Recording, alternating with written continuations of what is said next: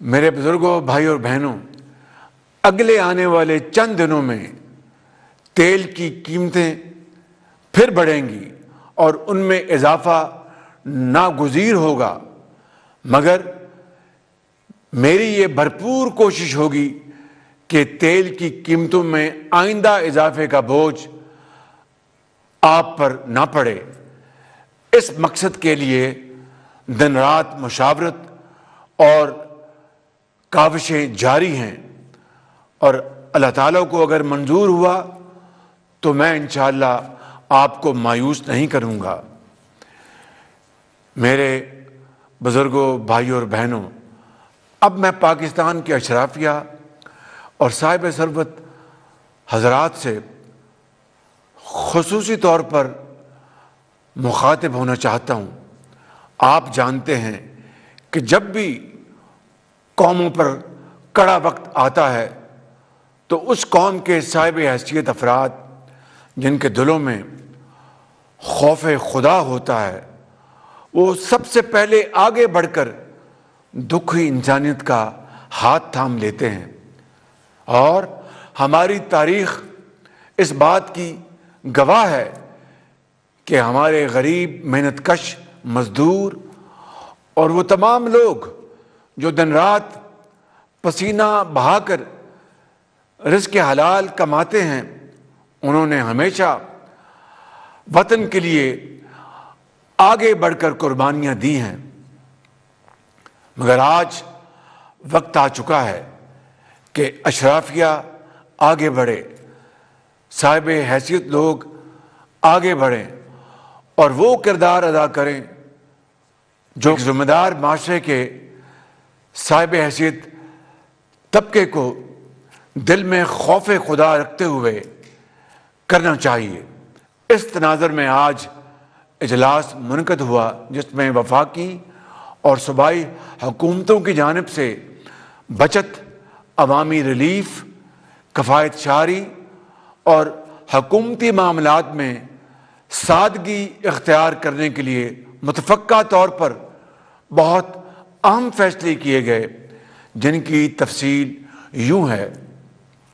Number 1، آئندہ 2 ماہ کے لیے سرکاری محکموں کی گاڑیوں کو ملنے والے تیل میں 50% فی الفور کٹوتی کی جا رہی ہے، مگر اس میں ایمبولینسز اور عوامی استعمال والی بسیں شامل نہیں ہیں۔ 2، آئندہ 2 ماہ کے لیے تمام سرکاری محکموں کی 60% گاڑیوں کو بند کیا جا رہا ہے تاکہ تیل کی بچت ہو۔ نمبر 3، آئندہ 2 ماہ کے لیے کابینہ کے ارکان، وزراء، مشیران اور معاونین خصوصی تنخواہ نہیں لیں گے۔ نمبر 4، ارکان پارلیمنٹ کی 25% کٹوتی کی جا رہی ہے۔ نمبر 5، 20 گریڈ اور اس سے اوپر کے ایسے افسران جن کی تنخواہ 3 لاکھ سے زائد ہے، ان کی 2 دن کی تنخواہ کی کٹوتی کر کے عوامی ریلیف کے لیے، یعنی آپ کی ریلیف کے لیے استعمال کی جائے گی۔ نمبر 6، تمام سرکاری محکموں کے تنخواہوں کے علاوہ کیے جانے والے اخراجات میں 20% کمی کی جا رہی ہے۔ نمبر 7، سرکاری محکموں میں گاڑیوں، فرنیچر، ایئر کنڈیشنرز اور دیگر اشیاء کی خریداری پر مکمل پابندی عائد کر دی گئی ہے۔ نمبر 8، وفاقی و صوبائی وزراء، مشیران اور معاونین خصوصی اور سرکاری افسران کے بیرون ملک دوروں پر بھی مکمل پابندی عائد کر دی گئی ہے، سوائے ان دوروں کے جو ملکی مفاد کے لیے انتہائی ناگزیر ہیں اور یہ پابندی وزیر اعظم، وزراء اعلیٰ اور گورنرز پر بھی عائد ہوگی۔ نمبر 9، ٹیلی کانفرنسنگ اور آن لائن میٹنگز کو ترجیح دی جائے گی تاکہ ایندھن کی زیادہ سے زیادہ بچت ممکن ہو سکے۔ نمبر 10، سرکاری عشائیوں اور افطار پارٹیز پر بھی مکمل پابندی عائد کر دی گئی ہے۔ نمبر 11، سرکاری اخراجات میں کمی کے لیے سیمینارز اور کانفرنسز ہوٹلوں کی بجائے سرکاری جگہوں پر منعقد کیے جائیں گے۔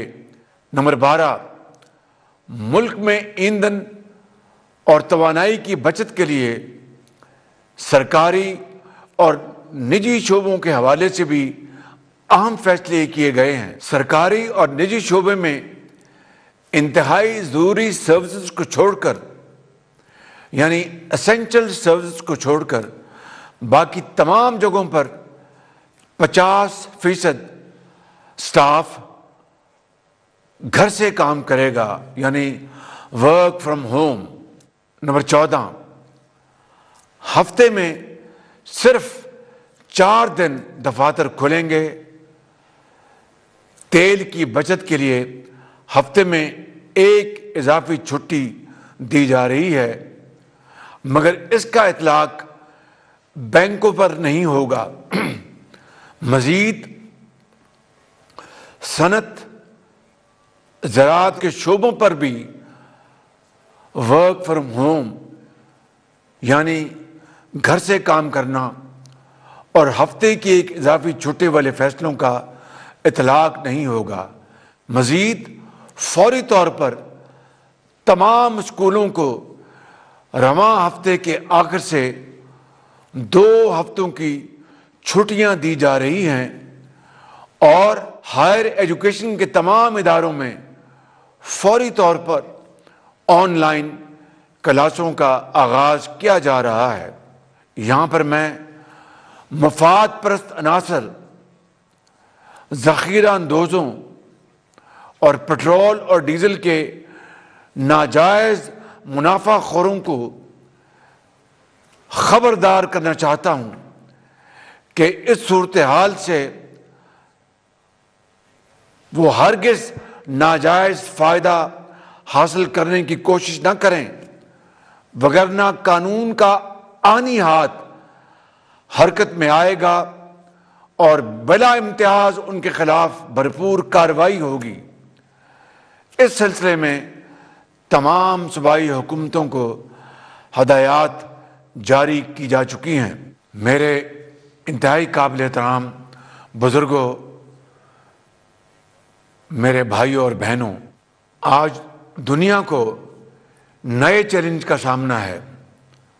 طاقت کے توازن بدل رہے ہیں اور نئے اتحاد بن رہے ہیں۔ اس نازک ترین موڑ پر پاکستان کو ایک مرتبہ پھر سے اتحاد، اخوت، قومی یکجہتی اور احساس ذمہ داری کی جتنی ضرورت آج ہے شاید پہلے کبھی نہ تھی۔ میرے بزرگوں، بھائیوں اور بہنوں، رمضان المبارک کا یہ مبارک مہینہ ہمیں صبر، اخوت، ایثار، قربانی اور اجتماعی ذمہ داری کا درس دیتا ہے اور یاد دلاتا ہے کہ ایک مضبوط اور باوقار قوم وہ ہوتی ہے جو مشکل کی گھڑی میں تدبر، صبر، حکمت اور باہمی تعاون کے ساتھ آگے بڑھتی ہے۔ مقصد بلند اور نیت نیک ہو تو اللہ تعالیٰ کی مدد ضرور شامل حال ہوتی ہے۔ بقول شاعر مشرق علامہ محمد اقبال، آج بھی ہو جو براہیم کا ایما پیدا، آگ کر سکتی ہے انداز گلستاں پیدا۔ پاکستان پائندہ باد۔